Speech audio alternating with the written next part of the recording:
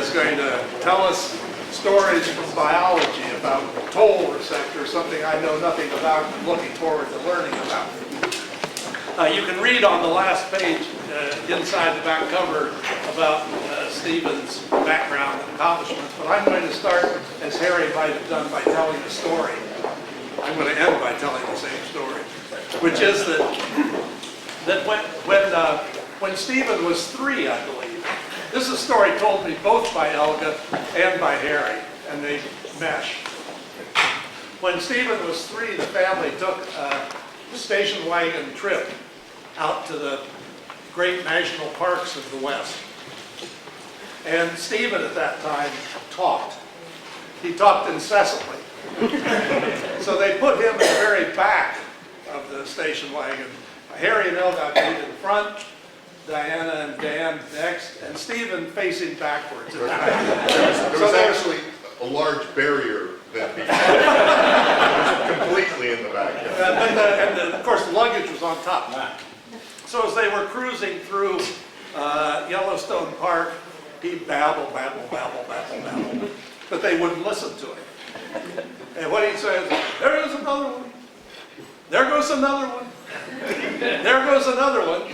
And it was only considerably later, and many miles down the road, that they figured out that he was describing flying the luggage on the station. So my message to you today is pay attention.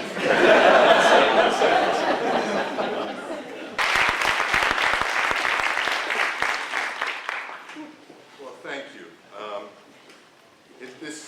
Bruce said this is kind of an emotional talk to give. I think I qualify for that as well.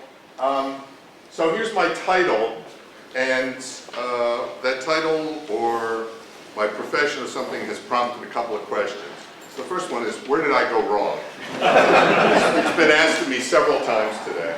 And I think I can trace the beginning just down the hill and also down the road from Martin Saunders. So we grew up a couple blocks from Martin, and Rudy Zallinger lived on the same street with him and did the wonderful murals in Peabody Museum. Between the murals and the skeletons, I was absolutely fascinated with dinosaurs.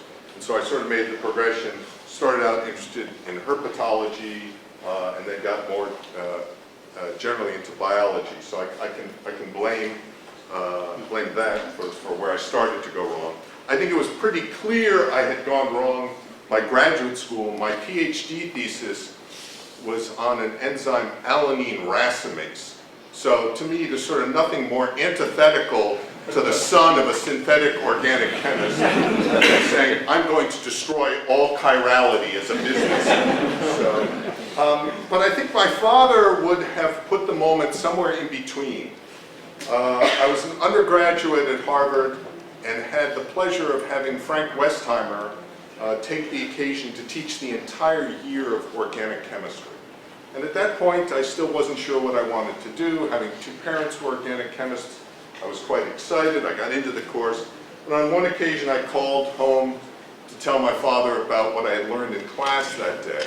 And it's actually a reaction that's been described by 2 of our speakers today, more accurately than I described it.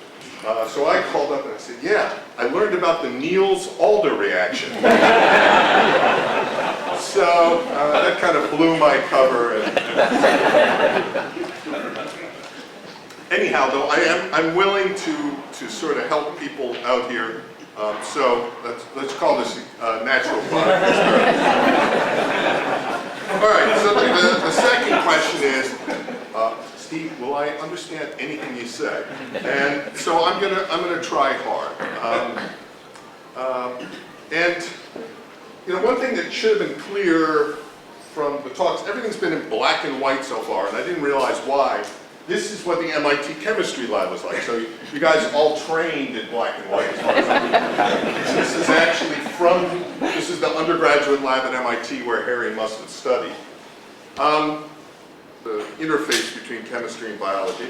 So this was on the back of a letter he sent me, a catalyst. And unfortunately, my daughter's in the audience, and she knows all too well that the tradition of punning has sort of been handed down from Harry to the children, to grandchildren and such. So that's the way things are.